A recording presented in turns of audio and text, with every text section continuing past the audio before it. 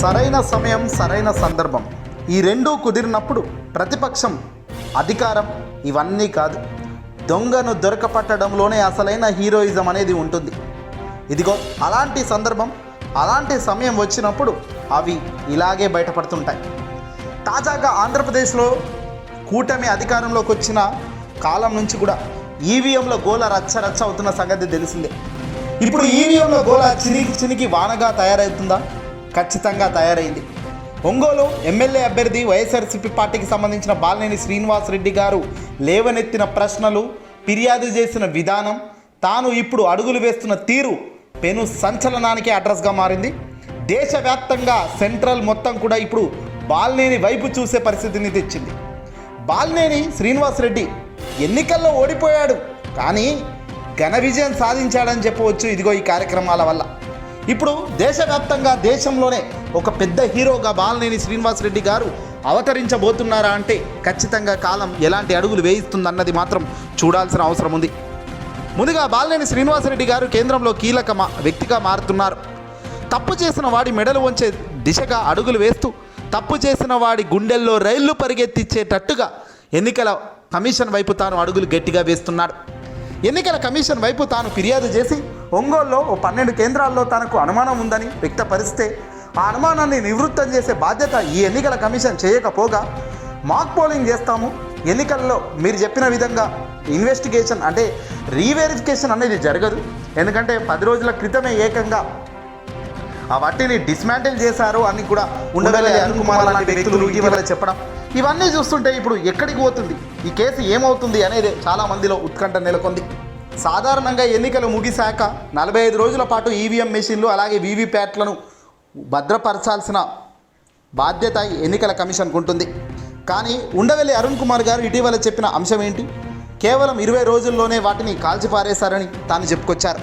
నిజంగా తాను అలా కాల్చి పారేశారు కాబట్టి బాలినేని శ్రీనివాసరెడ్డి గారు అడుగుతున్నట్టుగా రీవెరిఫికేషన్ కుదరదని, ఏదో మాక్ పోలింగ్ నిర్వహించి చేతులు దులిపేసుకుంటామని ఎన్నికల కమిషన్ చెబుతుందంటూ కూడా ఉండవల్లి అరుణ్ కుమార్ చెప్పుకొచ్చారు. నిజంగా అది నిజమైతే ఇప్పుడు బాలినేని శ్రీనివాసరెడ్డి గారు హైకోర్టులో తన వాదనను వినిపిస్తున్నారు. హైకోర్టులో తనకు తీర్పు అనుకూలంగా రాకపోతే ఖచ్చితంగా తాను సుప్రీంకోర్టుకు కూడా వెళ్తారు. సుప్రీంకోర్టు ఆల్రెడీ గతంలోనే ఒక ఆదేశాలు ఇవ్వడం జరిగింది.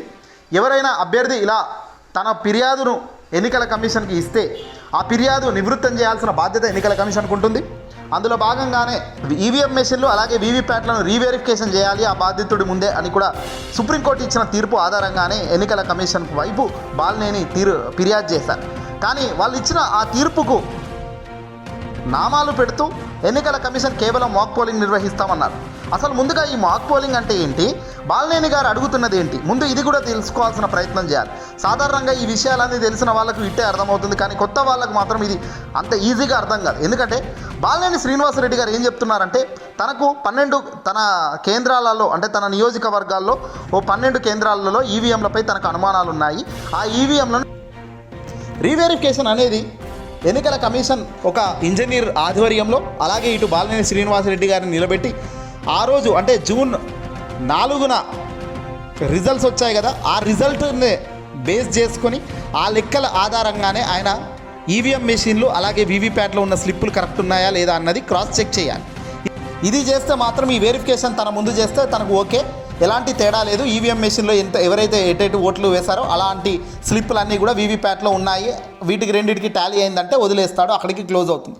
లేదు అంటే మాత్రం తాను ఊరుకునేదే లేదు అంటూ తాను అడుగులు ముందుకేస్తాడు, మళ్ళీ కోర్టులకు వెళ్తాడు. ఇప్పుడు ఎన్నికల కమిషన్ ఏం చెబుతుందంటే రీవెరిఫికేషన్ మేము చేయము, మాక్ పోలింగ్ చేస్తాము, అంటే ఒక డమ్మీ మెషిన్లు మేము ముంగడ పెడతాము, మీరు 150, 200, 1000 ఓట్ల ఎన్ని వేస్తారో వేయండి, అప్పుడు మేము ఓపెన్ చేసి ఈవీఎం మెషిన్లు అలాగే వీవీప్యాట్లో పడ్డవి కరెక్టా కాదా అని లెక్కిస్తాము అంటున్నారు. దీనివల్ల లాభం ఏముంది అని బాలినేని సుప్రీంకోర్టు దాకా పోయే పరిస్థితికి ఎన్నికల కమిషనే ఆస్కారం ఇచ్చినట్టు అవుతుంది.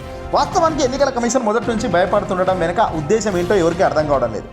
దీనిపై ఇప్పటికీ కూడా కూటమి నేతలు కానీ దేశ ప్రధాని మోదీ కానీ అమిత్ షా కానీ ఎవరు కూడా సమాధానం చెప్పలేదు. కాంగ్రెస్ పార్టీకి సంబంధించిన కీలక వ్యక్తులు సైతం ఈవీఎంలపై వాళ్ళు ప్రశ్నిస్తున్నారు, కానీ ఆధారాలు సరిగ్గా ఇక్కడ లేవు. ఆంధ్రప్రదేశ్లో బాలినేని లేవనెత్తిన ఈ అంశంతో ఒక్కసారిగా ఈ దుమారం ఇప్పుడు ఢిల్లీకి తాకింది. ఢిల్లీ పెద్దలు సైతం ఇప్పుడు భయపడిపోతున్నారు. నిజంగా సుప్రీంకోర్టు మెట్లు కనుక బాలినేని ఎక్కితే పూర్తిగా ఒంగోలుకు సంబంధించిన రీవెరిఫికేషన్ కుదరదు అని ఎన్నికల సంఘం చెప్తే కనుక ఖచ్చితంగా అక్కడ మళ్ళీ రీఎలక్షన్ అంటే ఎలక్షనే మళ్ళీ నిర్వహించాల్సిన పరిస్థితి ఉంటుంది తప్ప మరొకటి లేదు అనేటట్టుగా ఈ ఉద్యమం ముందుకు తీసుకెళ్తారు అనేది తెలుస్తుంది. ఒకవేళ ఉండవెల్లి అరుణ్ కుమార్ గారు ఇటీవల చెప్పినట్టుగా వీవీప్యాట్లను కాల్చి పారేశారు, 20 రోజులకే 40 రోజులు ఉంచాల్సిన వీవీప్యాట్లు స్టోర్ చేయాలి 45-50 రోజులు, కానీ వీళ్ళు కేవలం 20 రోజులకే డిస్మాంటిల్ చేశారు అని ఉండవెల్లి అరుణ్ కుమార్ ఒక బ్రహ్మాండమైన పాయింట్ను బయటపెట్టారు. ఒకవేళ అదే జరిగితే ఖచ్చితంగా ఒంగోలు మొత్తం ఎన్నికలు నిర్వహించాలని సుప్రీంకోర్టు ఆదేశాలు ఇవ్వక తప్పని పరిస్థితి వస్తుంది అంటున్నారు రాజకీయ నిపుణులు. నిజంగా ఒంగోలుకు సంబంధించిన అదే పరిస్థితి వస్తే మరి ఇతరం ఏంటి? ఒకవేళ అదే జరిగితే దేశవ్యాప్తంగా పెను సంచలనం అవుతుంది. మొత్తం ఇది ఎన్నికల వ్యవస్థనే పూర్తిగా తుడిచిపెట్టే అంశం అవుతుంది. ఎన్నికల వ్యవస్థనే కాదు, ప్రజలు కూడా ఈవీఎం మెషిన్లు వీవీప్యాట్లను నమ్మే పరిస్థితి ఉండదు. దేశవ్యాప్తంగా ఒక పెను సంచలనం అవుతుంది అనడంలో ఎలాంటి సందేహమే లేదు. ఇదన్నిటికీ మూల కారణం బాలినేని గారు ఒక ఫిర్యాదు, తాను ముందస్తుగా ఒక ఫిర్యాదు వేసినందుకు ఎన్నికల కమిషన్ ఆడిన ప్రతి ఆటకు ఇప్పుడు సమాధానం చెప్పాల్సిన అవసరం ఉంది. ఇప్పటిదాకా ఎన్నికల కమిషన్ ఎలాంటి మాటలు కానీ ఎలాంటి సమాధానం కానీ చెప్పే ప్రయత్నం చేయకపోగా తిరిగి వాళ్ళు నిర్వహిస్తున్న ఈ బిహేవియర్ చూస్తుంటే ఏదో ఎక్కడో తేడా జరిగింది, అందుకే భయపడుతున్నారు అనే సమాధానం కూడా బలపడుతూ వస్తుంది. తాజాగా వినపడుతున్న మాటలు చూస్తున్నా, తాజాగా వినపడుతున్న అనేక అనాలిసిస్లు చూస్తున్నా ఇవే బయటపడుతున్నాయి. ఒకవేళ ఈవీఎంలో మెషిన్లలో ఎలాంటి తప్పులు లేకపోతే వీవీప్యాట్లలో స్లిప్పులు కరెక్ట్గా ఉన్నాయన్న నమ్మకం ఈ ఎన్నికల కమిషన్కు ఉంటే బాలినేని గారు లేవనెత్తిన అంశాలన్నిటికీ వాళ్ళు ఓకే చెప్పేవాళ్ళు. ఈ పాటికే వెరిఫికేషన్ కూడా కంప్లీట్ అయి ఉండేది. కానీ ఈ వెరిఫికేషన్ అర్ధరాంతంగా ఆపేశారు. ఎందుకు ఆపేశారంటే బాలినేని శ్రీనివాసరెడ్డి గారు వాళ్ళు చెప్తున్న మాక్ పోలింగ్ వద్దన్నాడు. మాక్ పోలింగ్ చేయాల్సిన అవసరం లేదు, దానివల్ల నాకు న్యాయం జరగదని చెప్పి తను హైకోర్టుకి వెళ్ళాడు. లేదంటే ఈ నెల 19వ తారీఖు నుంచి ఈ నెల 24 దాకా ఈవీఎం మాక్ పోలింగ్ టెస్ట్ అనేది చేసేవాళ్ళు. కానీ దీన్ని మధ్యలో ఆపేశారు. ఎందుకంటే ఇది న్యాయ ప్రక్రియ కాదు, అన్యాయ ప్రక్రియ. సుప్రీంకోర్టు గతంలో ఇచ్చిన ఆదేశాలను తుంగలోకి దొక్కి మీరు చేస్తున్న ఈ చర్యలకు నేను ఒప్పుకోను అని బాలినేని గారు సుప్రీంకోర్టు దాకా వెళ్ళే ప్లాన్ చేశారు. ప్రస్తుతం అయితే హైకోర్టుకు తాను వెళ్ళడం జరిగింది. హైకోర్టు దీన్ని వాయిదా వేసింది. ఈ కేసు విచారణ వచ్చినప్పుడు చాలా ఉత్కంఠంగా అందరూ ఎదురు చూస్తున్నారు. ప్రజానికం కూడా ఇప్పుడు గొప్ప స్థాయిలో అందరూ చూస్తున్నారు. చాలామంది ఇప్పటికే ప్రజలు కూడా మేము వేసిన ఓట్లు జగన్కే వేసాము, వైఎస్ఆర్సీపీ పార్టీకి వేసాము, మరి దారుణంగా 11 సీట్లకు పడిపోవడం ఏంటి అనే ప్రశ్న ఇప్పుడు బలంగా లేవనెత్తుతుంది. దీనికి స్లోగా చిన్నగా ఇది పెనుభూతంగా తయారు కాబోతుంది. తప్పు చేసిన వాడికైతే చెమటలు అయితే పడుతున్నాయి, అంతకు మించిన క్వశ్చన్ మార్క్ మరొకటి అవసరం లేదు.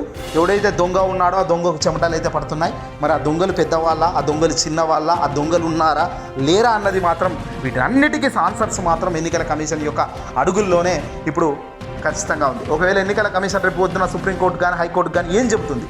ఖచ్చితంగా ఎన్నికల కమిషన్ సమాధానం చెప్పాలి కోర్టు అడిగే ప్రశ్నలకు.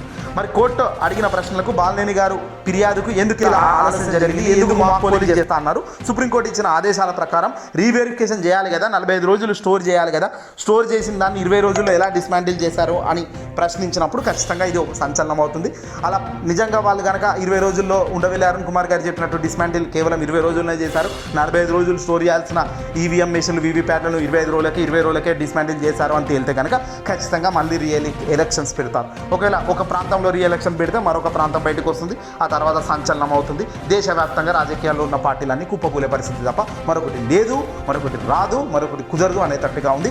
ఇది చాలా సీరియస్ మ్యాటర్ కాబోతున్నట్టు తెలుస్తుంది రాబోయే కాలంలో. ప్రస్తుతం అయితే దీనిపై పెద్దలు ఎవరు కాన్సన్ట్రేట్ చేయనట్టే కనబడుతున్నారు, కానీ అందరూ కూడా దీని వెనకాల బ్యాక్గ్రౌండ్లో పూర్తిగా ఎవరికి వారు ఫుల్ ఫ్లెడ్జ్డ్గా వర్క్ చేస్తున్నారు. ఒక్కొక్కరు పర్యటనలు చేస్తున్నారు, డిఫరెంట్గా విదేశాల్లోకి వెళ్తున్నారు, నిపుణులను కలుస్తున్నారు. ఇది ఏం జరుగుతుందని తెలియదు, కానీ ఒక సంచలనం అయితే అయ్యే ఆస్కారం లేకపోలేదు అనేది మాత్రం వినబడుతుంది. నిజంగా ఈవీఎంలలో గోల్మాల్ జరగలేదు, ప్రజలు వేసిన ఓట్లు పర్ఫెక్ట్గా పడ్డాయి అని తేలితేనే బాగుంటుంది తప్ప ఈవీఎంలలో గోల్మాల్ జరిగింది, ప్రజానికంను మోసం చేశారని తేలితే మాత్రం నిజంగా ఇది సిగ్గుచేటు, ఇంతకన్నా దారుణం మరొకటి లేదు అనేది మాత్రం కుండబద్దలు కొట్టి చెప్పవచ్చు. ఏదైనా న్యాయమే మంచి జరిగింది అనుకోవాలి, అల్టిమేట్గా న్యాయం గెలుస్తుంది అనుకోవాలి. ఈవీఎంలలో గోల్మాల్ అబద్ధం అని తేలితే సంతోషం, అంతకన్నా ఆనందం మరొకటి లేదు. కానీ ప్రజాక్షేత్రంలో ప్రజానీక్షం ప్రజల వాల్యూ లేకుండా ప్రజలను మోసం చేసే కార్యక్రమాలు చేస్తే మాత్రం అంతకన్నా శిక్ష ఆ భగవంతుడు బహుశా గట్టి శిక్ష వేస్తాడు ఆ వ్యక్తులకు అనేది కూడా ఇక్కడ చెప్పేదానికి ఎక్కడ వెనుకడు వేయవు.